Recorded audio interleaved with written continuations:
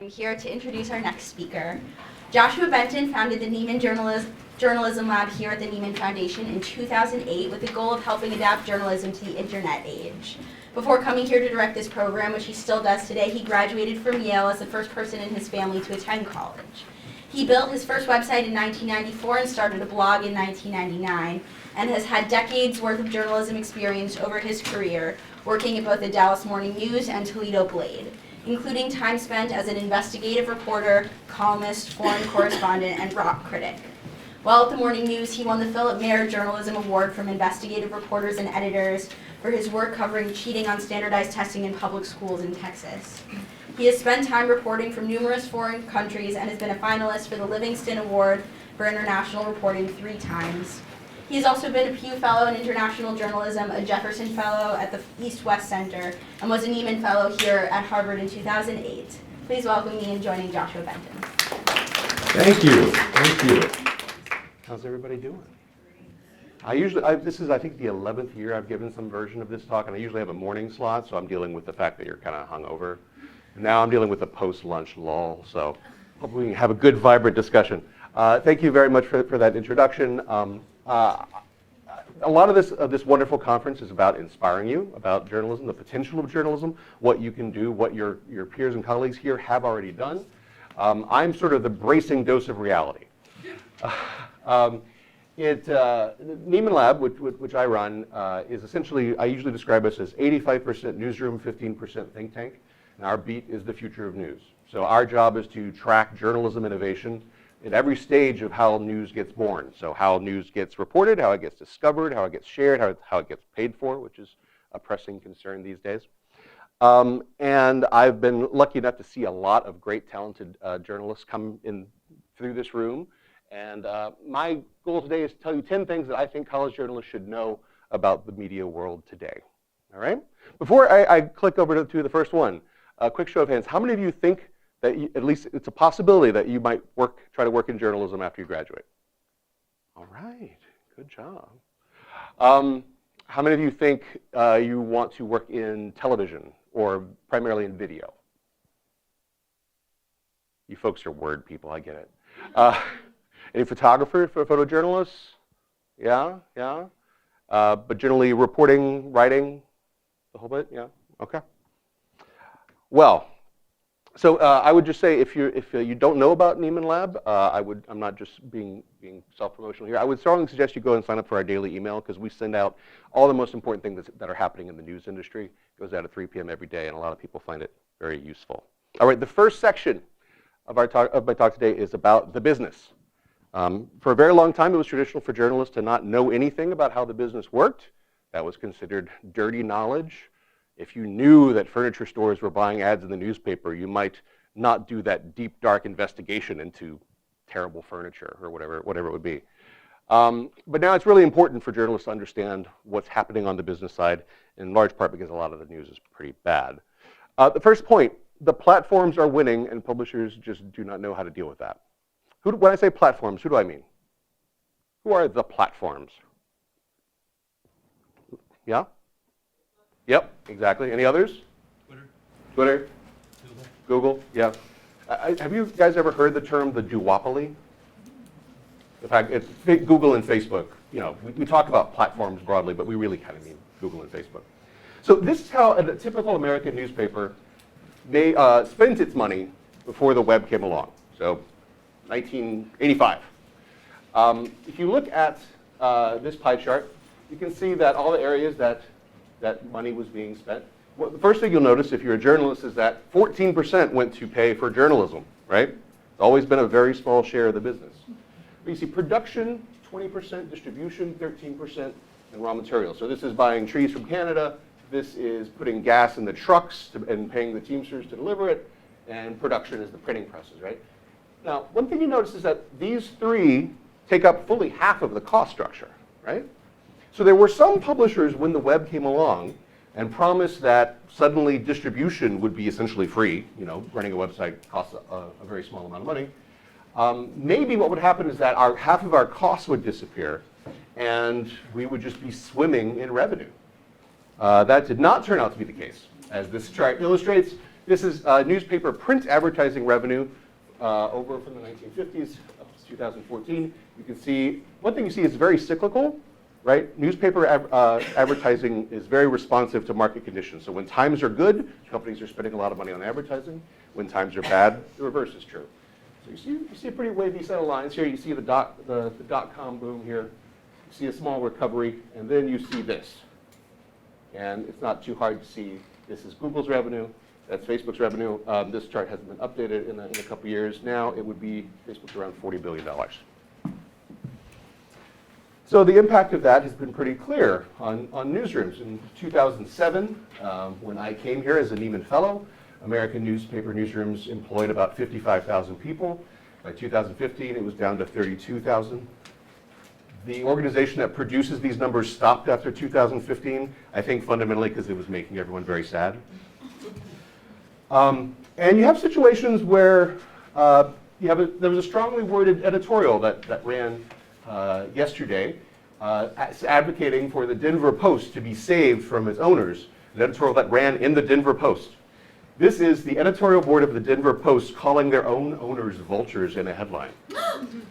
So it's time for bold moves. It's a time for bold measures.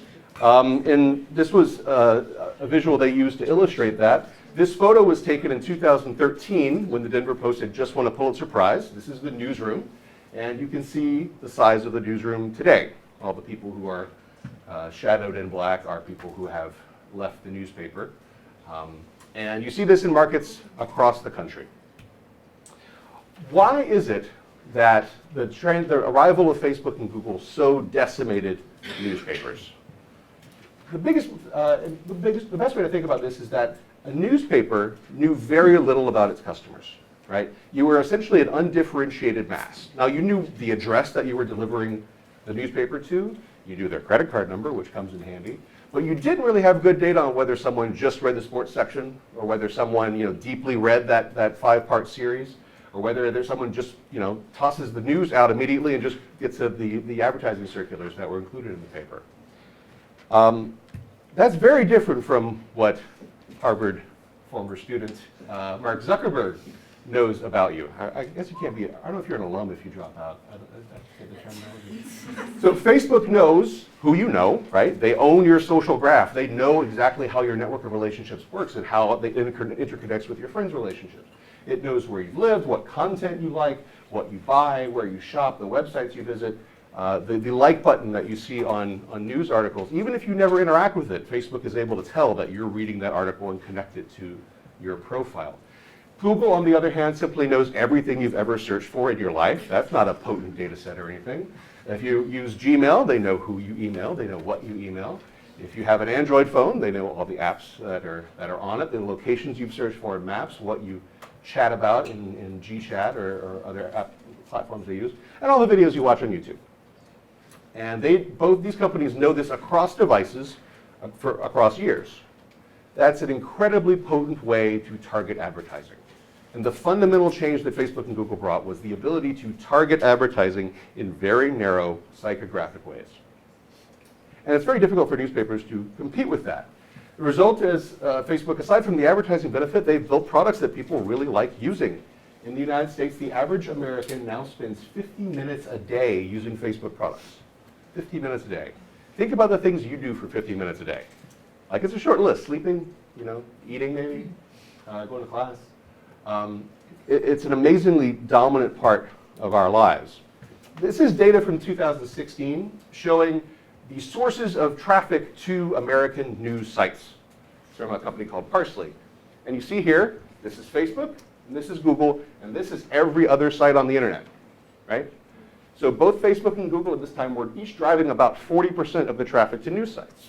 So if Facebook changes its newsfeed algorithm, if Google changes its search algorithm, these have huge outsized impacts on the health of news organizations. Now, this is that same data today, updated as of yesterday. And this chart shows, this is Google, the percentage of traffic coming from there. You notice it passed over 50% recently, briefly. This is Facebook, which has been on a long-term decline. And these are Twitter and Flipboard. Do any of you use Flipboard? I've never.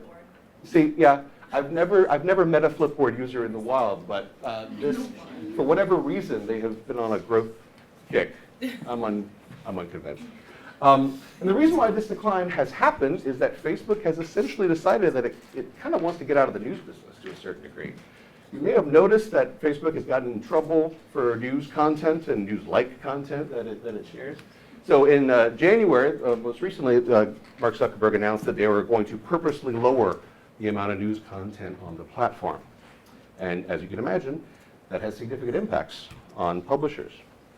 To give you an idea of the dominance that they have, this is an estimate from Group M, one of the largest, I think the largest advertising agency company in the world.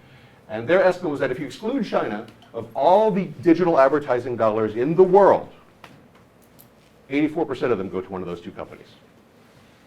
Now that means that if you take the rest, that's not just going to newspapers, that's going to Twitter and to LinkedIn, as well as every, CNN.com and every site on the internet. And notice the second part, that the platforms accounted for 96% of the growth in global digital ad spend. So in other words, they are taking away money from everyone else. They're growing more dominant. This is a line from a 2008 New York Times article by Brian Stelter, who's now on CNN. And most quotes in 2008 newspaper articles don't have an extended life, but this one sort of has. Ms. Buckingham was a woman who was doing research focus groups with college students and asking them about their news habits. And the college student responded, if the news is that important, it will find me. Right? Does anyone connect with that? Like, you kind of fear, if it's really important, my friend's going to be talking about it on social, I will hear about it in some sort of context. It's really important, maybe I'll get a push notification from Apple News. This idea has been fundamental in the shift in news consumption behavior. Because news consumption used to be very ritualized. You got up in the morning and you read the newspaper at the same time every day. You sat down and watched television news at the same time every night.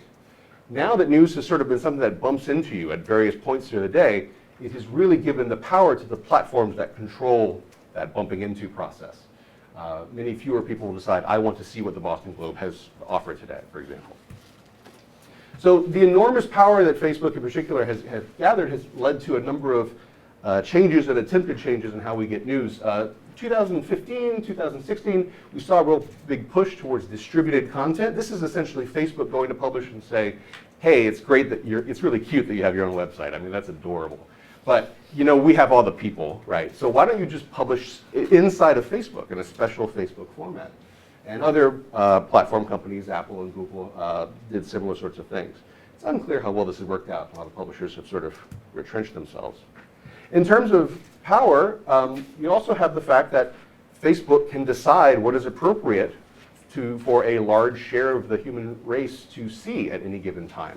This was a noted example when Aftenposten, the largest newspaper in Norway, decided to put on their Facebook feed this very famous photo of a Vietnamese girl fleeing a napalm bombing. Pulitzer Prize winning photo. They put this on their Facebook feed. Facebook declared it child pornography and booted the largest newspaper off of Facebook. They were gone. They were not allowed to post anymore. The Prime Minister of Norway, as a show of support, then posted the same photo, and the Prime Minister of Norway was booted off of Facebook. Now, in the end, this was a decision made by a likely contracted worker who was probably looking for child pornography all day, which is the worst job imaginable. However, this sort of decision shows the power of being able to just turn on and turn off the switches to the news. When Facebook says, as this Facebook executive did a couple years ago, that Facebook will be all video in 5 years, Facebook says jump and publishers say how high, right? That's why it saw this investment in Facebook Live and other Facebook platforms. And wonderfully, if Facebook is big enough that if they see another app out there that seems to be a threat in some way, they just go out and buy it, as they did with Instagram. Or if they see something like Snapchat, they just steal the feature, as they did with Snapchat, with Instagram Stories. And within 6 months, we have twice as many people in the world using Instagram Stories as Snapchat Stories. All this has meant that the revenue for traditional publishers, the phrasing that's often used is we go from print dollars to digital dimes to mobile pennies. I don't want to think about like Apple Watches, like mils or whatever that would be. So how have publishers responded to this? Mostly with great sadness. But one area that a lot of premium publishers have gone in, well, have moved towards, is native advertising. Who can tell me what native advertising is? Yeah. Like sponsored content, where you write an article for a piece that looks like it's part of the normal thing? Right. It's essentially the idea, what's native about native advertising is that it looks and feels like the area around it, the content around it. So an ad on Twitter is a native ad, because an ad on Twitter is a tweet that just appears in your stream of tweets, right? This is David Ogilvy. If you saw Mad Men, just think Don Draper, great ad man of the 1960s. In 1962, he wrote, "There is no need for advertisements to look like advertisements. If you make them look like editorial pages, you'll attract about 50% more readers. You might think the public would resent this trick, but there is no evidence to suggest that they do." So just about every, the New York Times, the Washington Post, the Guardian, internationally prominent brands have decided to go in this direction. So this is the New York Times. Now, if you are educated people, you are educated news producers and consumers, if you came across this online, you clicked a link and you saw this, would you think that this is a New York Times story or an ad? Yeah. What are the things that you would notice that would make you think it's an ad? So paid post is up here, right? This also would have had paidpost.nytimes.com as the URL. What else? I'm sorry? Written and produced by whatever T-brand studio is, right? That's not exactly a crystal clear branding. Tiny little Chevron logo up here, right? Now, and notice the typography is different. That's not a New York Times headline font or not a New York Times body copy font.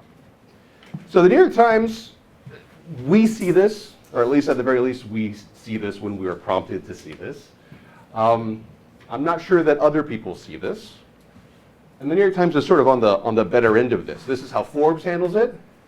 This is exactly the same typography, exactly the same layout that a real story would have, but this is an ad written by Citibank. If you can figure out what Forbes brand voice connecting marketers to the Forbes audience means, maybe you might interpret that as an ad.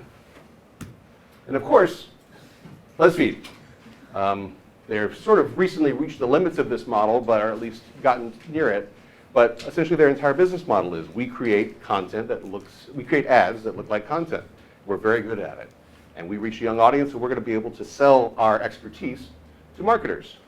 14 hacks to really up your gardening game this spring. Garden on Fleek.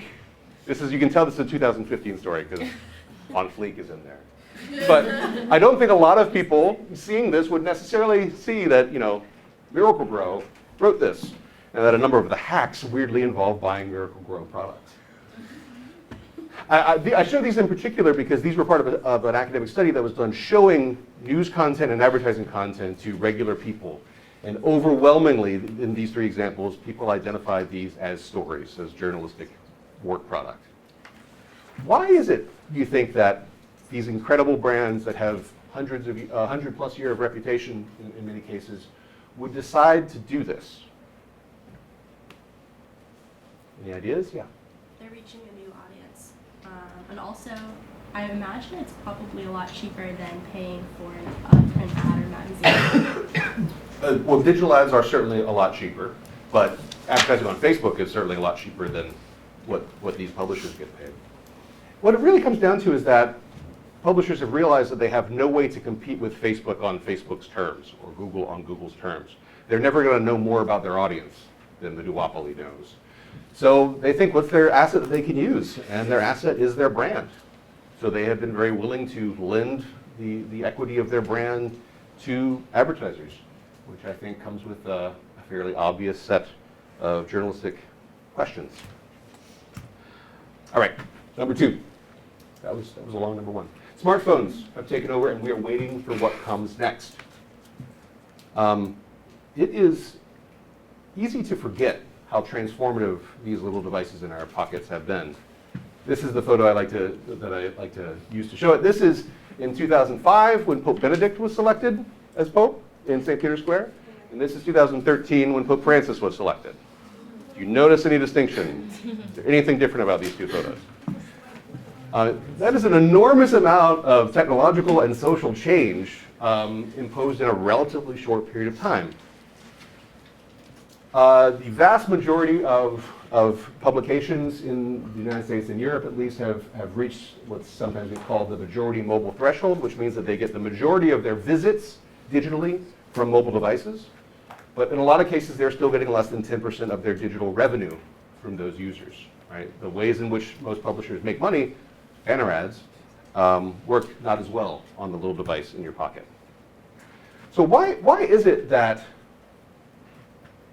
the mere fact of taking this laptop screen and shrinking it down so that it's yay big and it's in my pocket all the time, why would that fundamentally change user behavior? What's different about those two platforms? Well, if you think about the web, you're accessing it through a web browser and you're typing addresses in. That means that everyone on the web is essentially an equal first-class citizen of the web, whether you're nytimes.com or Joe's blog about dogs.org. It's a nonprofit. You're just one site that's in one tab, and you can live essentially at the same level as everyone else. When you switch to phones, people don't usually get their news by going to Safari or Chrome and typing in a web address. They instead are going through apps, and those apps have an enormous amount of power. So there's a study that shows that smartphone users spend about 6 minutes inside apps for every 1 minute they spend inside web browsers. That's even greater for news purposes. And the largest mobile apps are controlled by a very few companies. Google and Facebook have 8 of these top 10. You see Snapchat and Pandora sneaking in near the bottom. This is a chart that Mark Zuckerberg put up at F8, which is their big developer conference a while back, showing the 10-year roadmap for Facebook, which starts with Facebook as qua Facebook, the Facebook.com, shifting to huge investments in video, Facebook Messenger, WhatsApp, Instagram, Facebook Groups, a big area of emphasis. And you can sort of see how these are interfering. They're in the same vein as what publishers do. But when you move to here, virtual reality, augmented reality, artificial intelligence, computer vision, computer language learning, computer reasoning. This is an area where publishers have a really hard time competing on the same ground with a technology company. And then the one thing that was really troubling to me about Zuckerberg's presentation was that he never mentioned what the lasers are for. And that has always been worrying to me, that there might be a deeper plan that we're not being told about. So one of the big questions now is what comes after smartphones? That doesn't mean smartphones are going away, but smartphones have essentially, in developed countries, reached something close to total market penetration. It's more unusual to have a non-smartphone than to have a smartphone these days. And while we were very excited in the early years of the iPhone to see a new one coming out with all sorts of new capabilities, we're at a point where they're getting kind of boring, right? People used to get excited when there was a new laptop out every year, but no one gets excited about new laptops, right? So what's the next platform? One bet that some people are making is that it's going to be chat interfaces. I'm willing to bet that this is true of most of you here, that you spend a lot of time using chat applications on your phone. Is that a fair statement? And publishers see this and say, hey, we want to be in there. If you're spending all your time in iMessage or in Facebook Messenger. This is a new bot that was just created, just released a couple weeks ago from Quartz, that lives inside Facebook Messenger, that tries to deliver news in a conversational style, back and forth, in ways that try to be very responsive to what you're putting back. So, how do you pronounce that word? La quoi? Oh, you've been living a lie. Some people are really invested in this sort of idea for the future. I'm a little bit skeptical, but that's one of the bets. Maybe it's virtual reality, the only technology that lets educated people gather and put cardboard on their faces. This is at the New York Times VR app debut. I'm willing to bet that virtual reality is going to be a big thing, but I'm very doubtful that news is going to have any significant role in advancing that. It's going to be gaming, it's going to be Hollywood who define that, and news may tag along. Maybe it's voice interfaces. How many of you have an Echo or some other similar voice interface device at home? Or, for someone who does, do you ever use it for news? Do you ever get headlines from it? Do you ever ask it to play the NPR newscast or anything? Yeah. There's certainly an argument to be that voice interfaces are going to be very important. At this point, it's still pretty underdeveloped. Then you have wearables. The Apple Watch. Maybe the Apple Watch is gonna do something, particularly since it now has connectivity. You also have AirPods, which are, on one hand, don't seem like a news delivery device, but you can imagine a time in which, something like Google Glass comes back, but it's not terrible. And you have the ability you can be buzzed on your wrist. You can have things shown to you in your glasses. You can have things whispered to you in your ears. While that seems vaguely dystopian, it also probably would have seemed really weird to say, I have all the world's information in my pocket at all times, right? This is a reality I think we could be moving towards in, say, 8 to 10 years or so. In the meantime, we just have Pokemon. All right, number 3. What happened to newspapers is in the early stages of happening to broadcast. As a former newspaper reporter, I was always bitter at my TV friends because my business got disrupted way before theirs did. And that's still true. Television still makes an enormous amount of money. But you can start to see the signs of a cracking in that business model. This, for example, is you people, 18 to 24-year-olds, how much traditional television viewing they do per week. So this is just 4 quarters, so it's kind of an oddly laid out chart. But in 2011, people your age spent 26.5 hours every week watching television. As of last year, that was down to 14.5 hours. That's 12 hours shift in a 6-year period. Again, pretty remarkable. Pretty much all those 12 hours moved to your phone. But for television networks that have made a lot of money built on a very closed system with very tight interconnections between the cable companies and the television networks and the video producers, this is troubling. And you can see that television is increasingly just becoming a behavior, a source of news for older people. This is by age group. This is 18 to 29, all the way up to 65 plus. And you can see that online news is much more dominant with young people. But in all these cases, online is moving up and television is moving down. So what is the future of video going to look like on mobile devices? Does anyone remember what this is? Who wants to tell me what this is? Yeah. So these 2 people put rubber bands. Wanted to see how many rubber bands it took to put on a watermelon for it to explode. Mm-hmm. I forgot. Do you remember how many it was? Yeah. It was around 800 or something. And this is BuzzFeed. If I told you this was the New York Times, you'd be more surprised, right? This was done on a Friday afternoon at about 2 o'clock Eastern. BuzzFeed knows when people are bored at their desks at work. And this attracted more viewers than anything on actual television for that time slot by a factor of 2. Millions and millions of people were sitting wrapped at this watermelon. And rubber band after rubber band after rubber band. If you want a dystopian vision of the future, this could be it. We're all going to be in bunny suits. But at the same time, and you may have heard, since you're in the journalism world, that a lot of publishers have spent the last year or 2 talking about a pivot to video, right? Words, that's old-fashioned. Video is where the future is.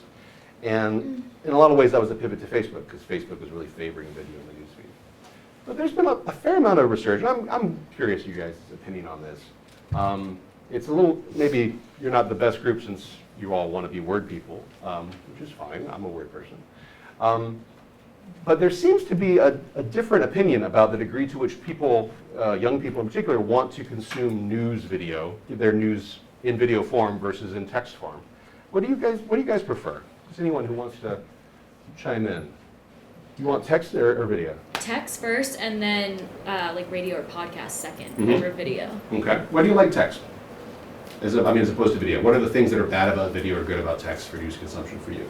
Well, I think like video is good for visuals and whatnot, but I don't know. I'm a text person, so I just naturally prefer it. So maybe someone else should. Yeah. I prefer reading a news article first myself, only because I like the writer to have more detail in the story. Whereas the video, if I'm just kind of swiping through, I'll just get a quick summary, and then I'll refer back to the text if I missed anything. Sure. Yeah. Personally, I do prefer text, but I have to recognize that video is just seemingly more attractive because people are lazy and not willing to, like, a lot of times, at least particularly for our campus, not willing to actually read necessarily the entire article, and watching a 2-minute video sometimes seems slightly more appealing. Do you find that people are watching the news videos that you produce in greater numbers than in text? I think so, yeah. Okay. Yeah. I actually kind of think that my laziness directs me towards reading, Mm-hmm. in that, if I don't have headphones in, I don't want to go and grab them. I just Right. want to click on the thing. Or if I have headphones in, I'm listening to music. I don't want to interrupt that. Yeah. And the shift that online news video now has captions on screen, specifically because they think you don't have your headphones in. I mean, if you are the kind of person who is news forward, someone who is interested in news, wants to pursue news, I don't think that there's any doubt that text still provides a much faster way to navigate through it. You can skim an article much more quickly than you can watch a video. But there's certainly evidence that people who aren't as into news, the same sort of people who chose television news over newspaper news, are interested in. This is a study that came out last year that looked at a whole array of news outlets' websites and found that of all the time that was spent there, 97.5% of it was still spent with text, not with video, even though video was 6.5% of the content. So people were under-consuming it. And for what was successful in that environment, it was disproportionately videos about animals. So I don't think we've quite figured out what the future of news video is going to be. There's no doubt that video is an enormous deal. You don't have to go too far from youtube.com to figure that out. But with news, it's a little bit distinctive. So the shift, whether you're on Apple TV or Roku or whatever, the idea is that channels, which used to come through a centralized cable subscription, are now something that you can interact with on an individual label. They've been appified. But this raises a whole lot of questions. The biggest one for me is, how does news fit into Netflix? How does news fit into Amazon Prime Video? How does news fit into the streaming platforms that I'm guessing a large portion of your consumption behavior has shifted towards, right? Television, by an accident of technology and history, developed having individual stations in individual cities, because you had a broadcast tower, it would only go so far, right? So that meant that it made sense to have locally focused content. That's why television local news happened, right? And of course, news is also fits very well into linear time, right? Like if the program airs at one time, it makes sense to talk about what's happened in the last 24 hours. How does that work in Netflix, right? I mean, Netflix at this point doesn't really care about news in any significant way unless you think of documentaries, right? Documentaries fit very well there.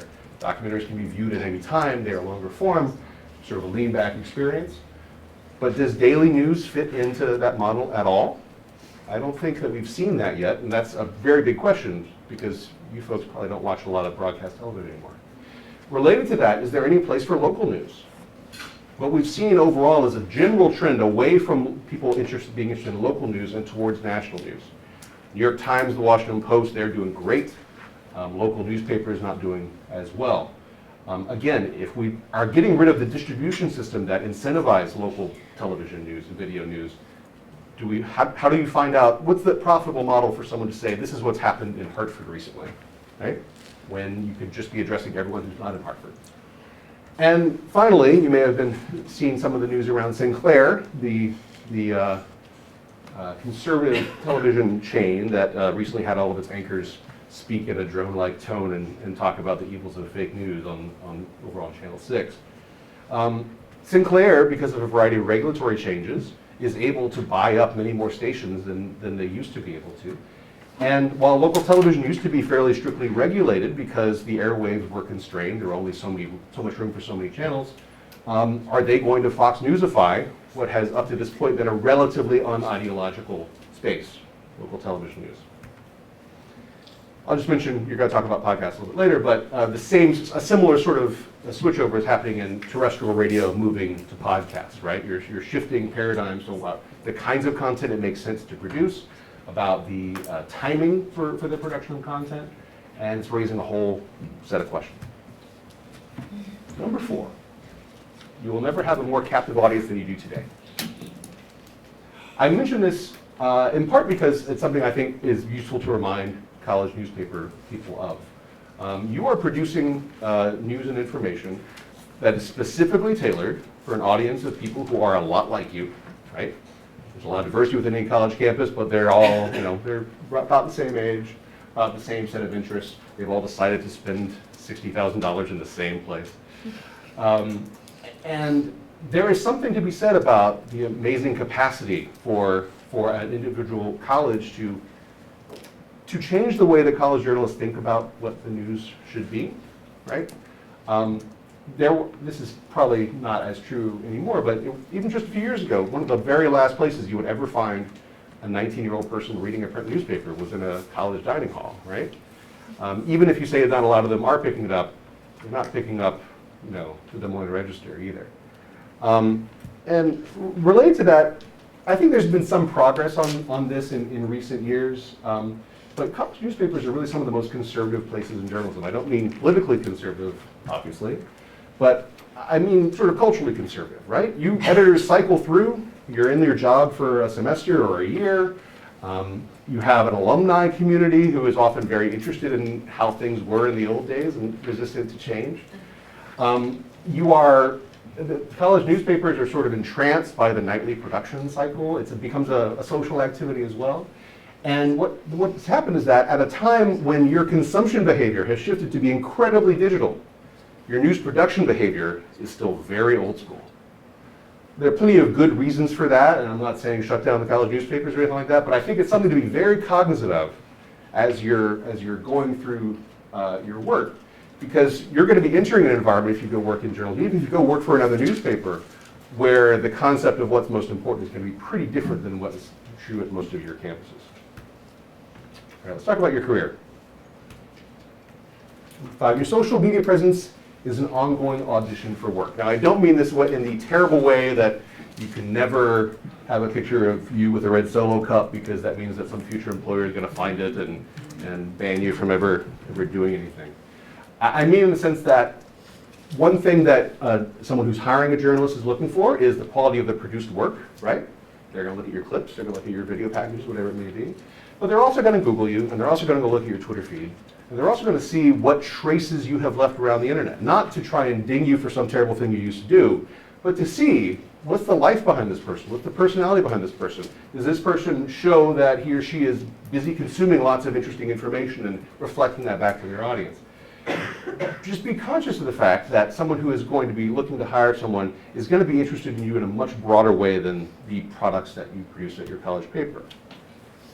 Number 6, very little demand for the standard length college newspaper story. Ties back to what I was saying before.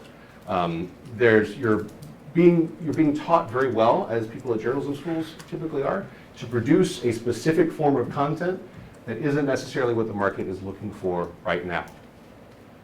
This is something called the quartz curve. I just realized I have 2 mentions of quartz in this presentation.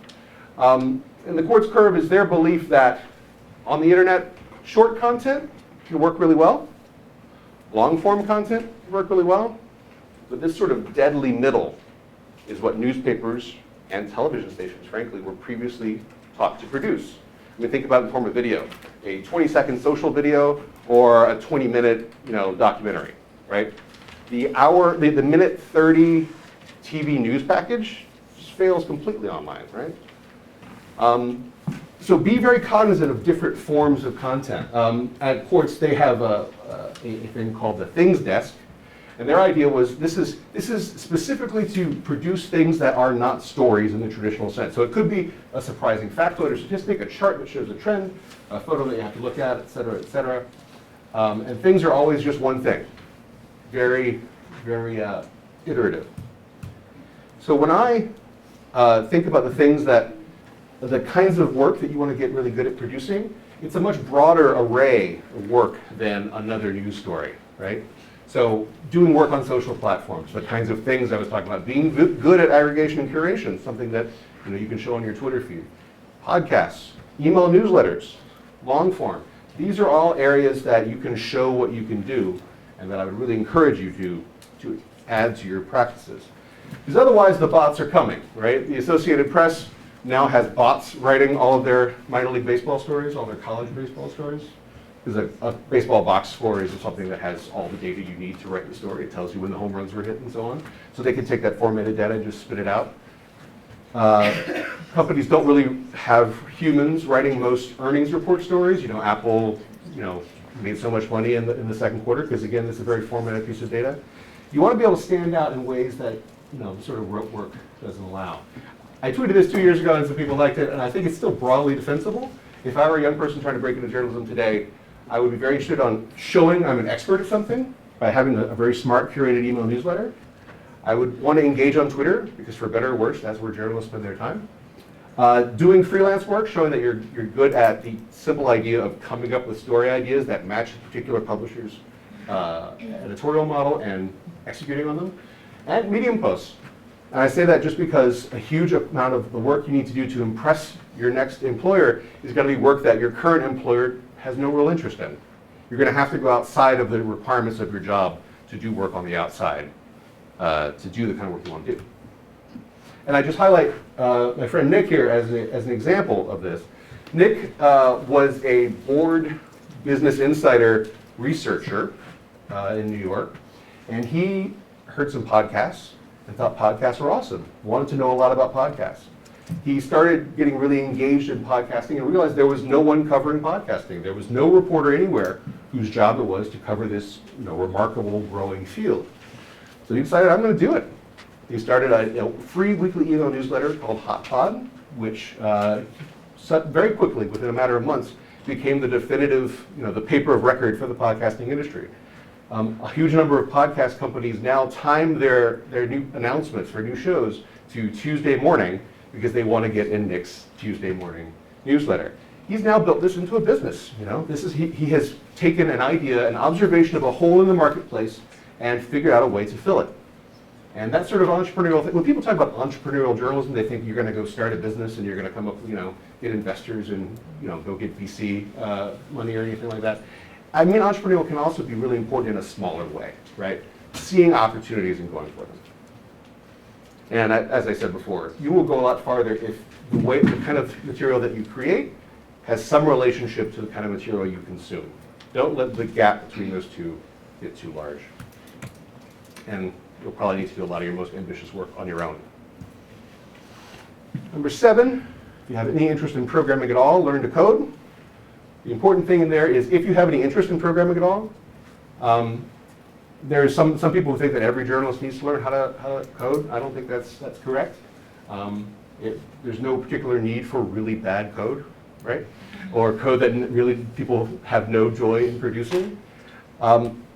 Scott Klein, who's the deputy managing editor at ProPublica, wrote a piece for us a little while back in which he talked about what they look for when they're trying to hire people who are at the intersection of journalism and technology.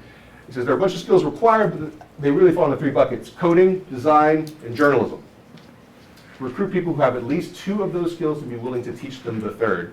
And the easiest by far to teach is code, right? So if you are interested in that in any way, by all means pursue it. There are great returns for that investment of time. If you want to guarantee continued employment for the next decade, this is one of the very best investments you can make. But there are a lot of people for whom the real goal is to become familiar with it, to understand it, understand what it can and can't do. Because the bots are coming. Number 8, this makes me very sad as someone born in Louisiana who worked in Ohio and Texas. But the good jobs are much more centered in New York and DC than they used to be. At the same time that the needs, journalistically, are pretty much everywhere else. This is the Toledo Blade where I got my start. The Blade at the time was incredibly profitable, had a European correspondent full-time based in London, would have deep investigations, was a finalist for the Pulitzer Prize in investigative reporting a couple times. They were able to invest a lot of money in high-quality work because the local news model still produced a lot of money, right? We sort of have an accidental connection between the way that we produce journalism in America and the way that our government and democratic needs line up, right? Because the United States is just so big, we never developed national newspapers the same way that the UK did, for example. In the UK, there are however many national newspapers that each target a different demographic slice, up-market liberals, down-market liberals, business conservatives, down-market conservatives, tabloids, broadsheets. They're dividing up the marketplace by demographic and psychographic characteristics. In the US, it ended up being divided purely by geography, just because we're too big, right? So just about every city in America ended up with one newspaper that was very profitable and could afford to invest in journalism. And that is, again, news is a distribution business. It's really important to come back to that. The distribution model really impacts the way that everything else gets created. So you have all these digital startups who are getting venture capital money and in a lot of cases doing really amazing work, solid in every way, but none of them are interested in the local market, right? There is no BuzzFeed Topeka, right? They're interested in dividing up the market in that same sort of way, which also is another reason why polarization is a big factor.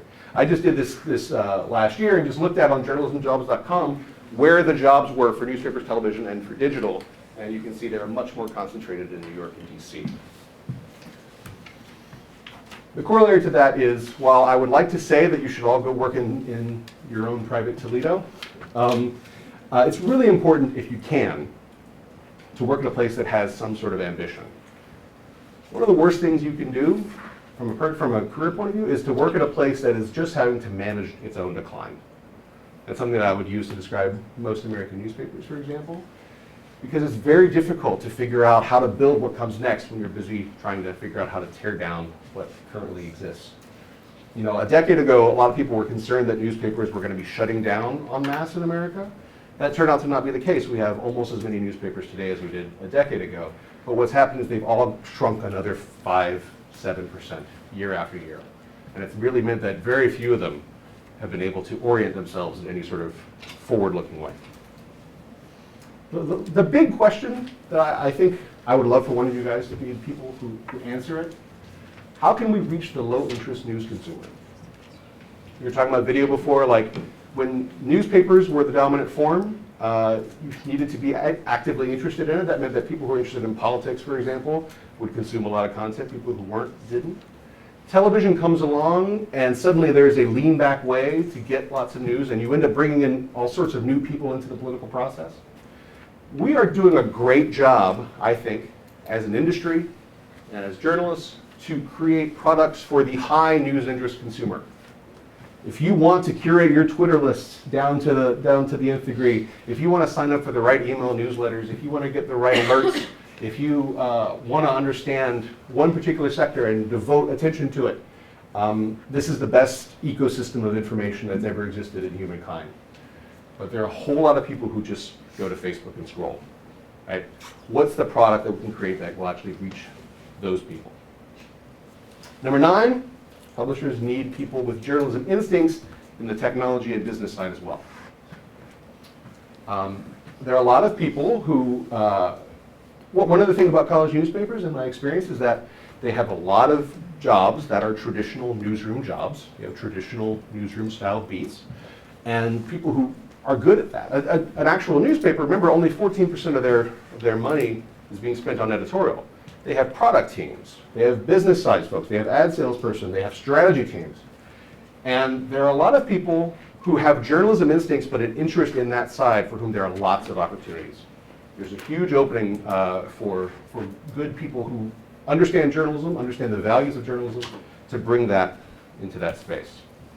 And finally, number 10, the key currency of 21st century journalism is trust. You may recognize the gentleman down there.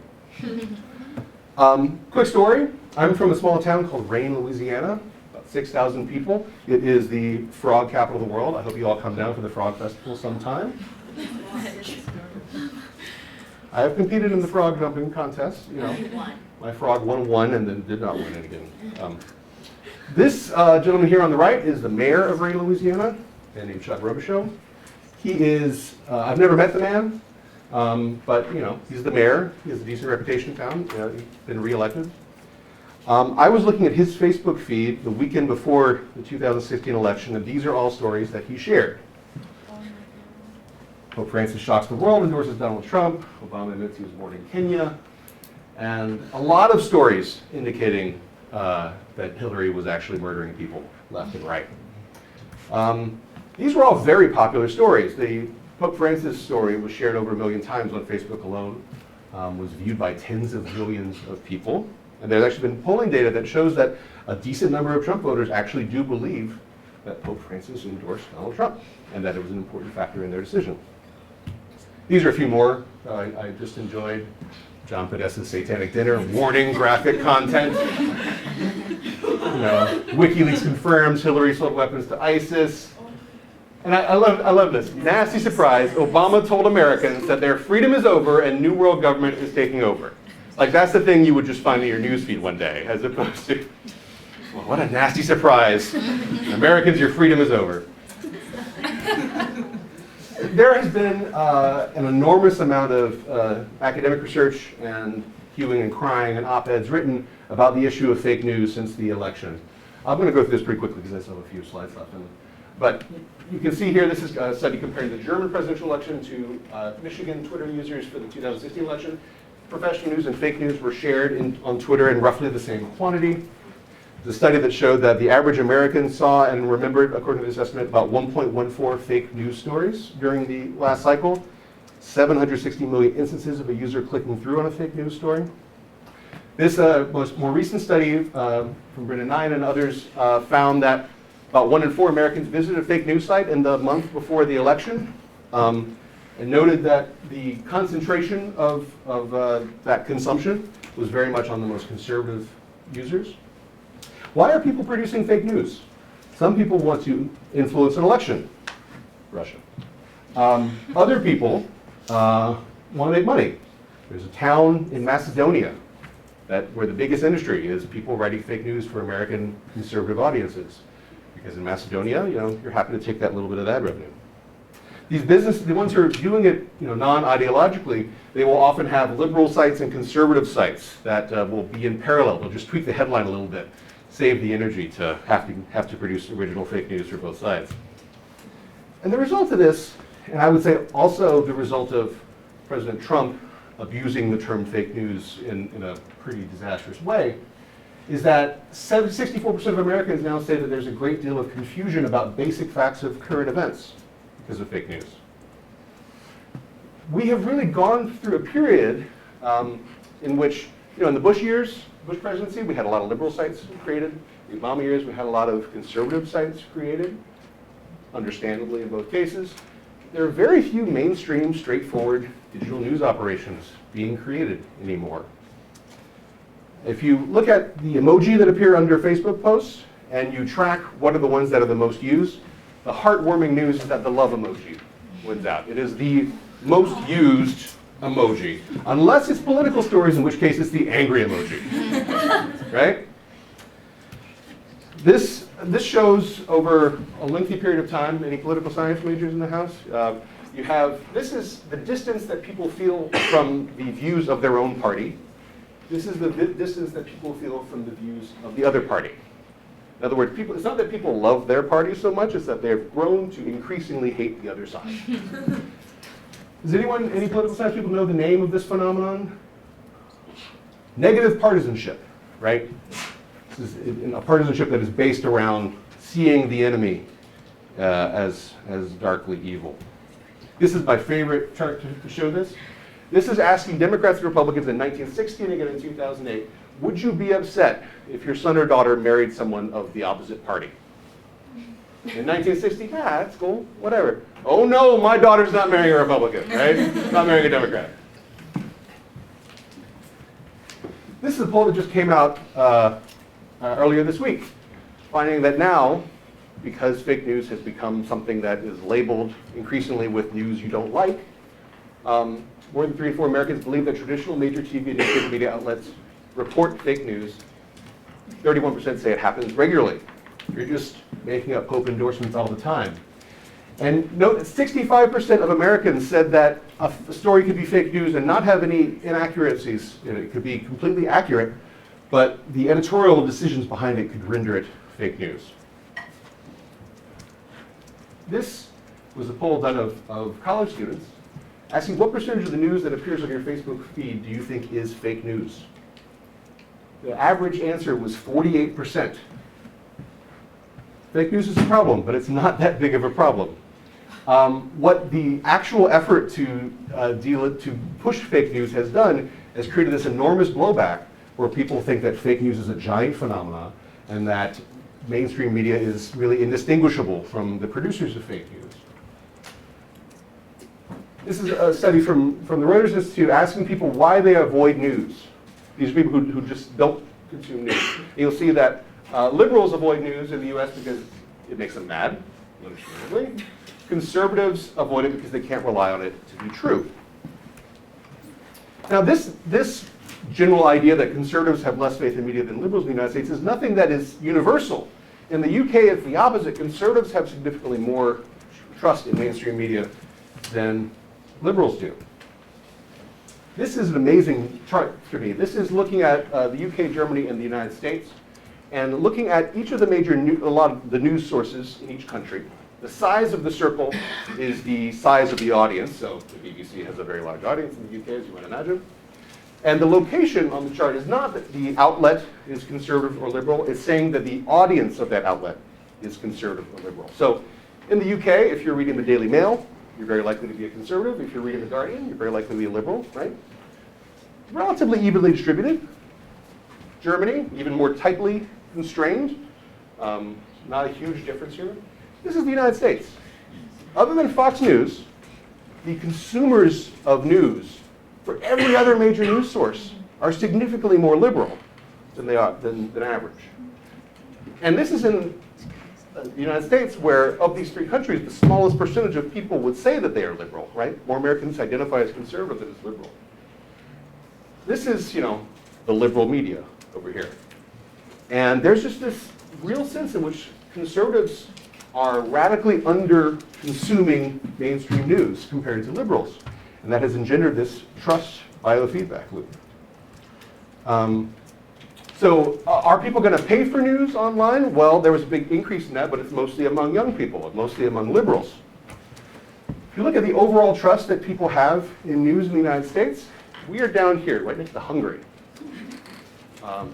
I love the Hungarians, but I like to feel like we should be a little bit farther along. For a very long time, trust in mass media has been declining, just like trust in nearly every major American institution has been declining. You can see it going down. It hit 32% in 2016. In 2017, there was a noticeable increase. Well, great, people trust the media now. That's wonderful. They see all the great work being done by investigative journalists. Actually, no. It was an entirely partisan move. Democrats trust the media a lot more now, and Republicans trust them just as little as they always did. The internet is fundamentally an engine for the creation of mistrust. I think it's important to recognize that and to engage in our important journalistic work within that context. And Mr. Trump is not doing any favors by calling us the enemy of the American people and the mainstream fake news, et cetera, et cetera. Change libel laws, question mark? So if you are Mark Thompson, CEO of the New York Times, you say, thank you, Mr. Trump, because we went from having just under 1 million digital news subscribers to about almost 2.5 million within a very short period of time. It's done really well. The New York Times it has a very solid future. But again, the people who are paying for the New York Times are the same sort of news-forward, generally liberal, generally more educated community. And the more publications can't make money in advertising, they go behind paywalls, that means that disproportionately that news is going to be further consumed by this narrow band of people. So old models are declining, but new ones are being born. There is a real thirst in the industry for people who get journalism and who also get the 2018 internet. And I think it's an exciting time to be in journalism. I don't know if that's a good time, but it's an exciting time to be in journalism. And I have at the bottom here questions, but I think we only have like 5 minutes or so. Yes? So you showed the line graph with like the different countries and how polarized the there you go. Yeah. I guess my question would be, is that necessarily accurate considering the left of, like, can you actually compare the UK and the US and Germany together even though like the polarization is far different? Or like someone who's considered very, very left leaning in very, very left-leaning in the U.S. might not be considered that left-leaning somewhere else? Well, these are all being defined within the country's own standards, so I like to think the people at Oxford who put this together did it right. But it's called the Digital News Report, and there's a ton of interesting information in there, including these charts for basically every developed country. And I've looked through them all. The U.S. is the only one that has a pattern like this. Yes? I can have a comment and a question. Sure. So I currently work for my local ABC station in Conway, Mhm. and we are Sinclair owned. A lot of the anchors who had to do those promos absolutely did not want to do them. Sure. So they just, it was really eye-opening to find out what the company I work for was doing. But my question is, obviously, towards the end of your slides here, you talked about how Trump pretty much, he bashed the New York Times, which then ultimately resulted in a rise in their subscription. Do you think that during a time when newspaper was pretty much on the decline, him calling out major news organizations like the Washington Post and the New York Times has kind of saved print journalism for the time being? I wouldn't say so. I try to avoid terms like saved in general, because print journalism as a whole is still going the same direction that it was. The boom in subscriptions has not been in print, it's been in digital. This is maybe slightly overdramatic, but humanity is not making print newspaper subscribers anymore. If you don't subscribe to a print newspaper today, you will never subscribe to a print newspaper within a margin of error.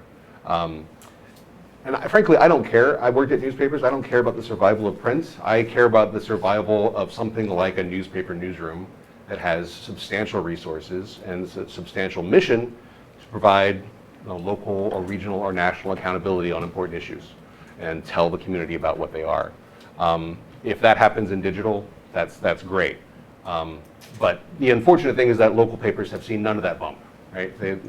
People aren't subscribing to the Little Rock Democrat Gazette because they want to get Trump coverage, right? Yes? Can you talk a little bit about the role of data in newspapers? I think for a lot of newsroom it's a buzzword, but then also what you're saying is we don't know what's happening next. When you say data, do you mean data journalism, or do you mean data on the business side? Yeah, I mean, so part of it, I mean, when I was young, we called it computer-assisted reporting. That was the term of the day, as opposed to we don't call this computer-assisted typewritering or anything. And over time, there are a variety of things that have made the task of producing journalism quickly and accurately better. Google, for example. And one of the promises of data journalism is the ability to wrap your hands around a giant problem in a way that was not systematically possible before. To be able to get every piece of data for a particular government agency and find the patterns within it and produce it. And the other promise is that data journalism might be able to allow you to create personalized content on a much larger scale, right? The New York Times does plenty, on the Upshot, they do plenty of interactive maps where they have data for every county in the United States. And they're able to produce that because it's data that can be regenerated algorithmically over and over again. And that means that if you're coming from Alabama, you can get the story for you in a way that was not possible before. I don't think data journalism is transformative, that's all we're going to be producing. A really key part of what people want out of the news is storytelling. They want to hear narratives, they want to understand things in ways that data journalism isn't a particularly favorite way of doing at this point. But that skill set is incredibly important. I rue the fact that I didn't take any stats classes in college. Maybe time for one more? Or is that it? All right, great. Thank you very much.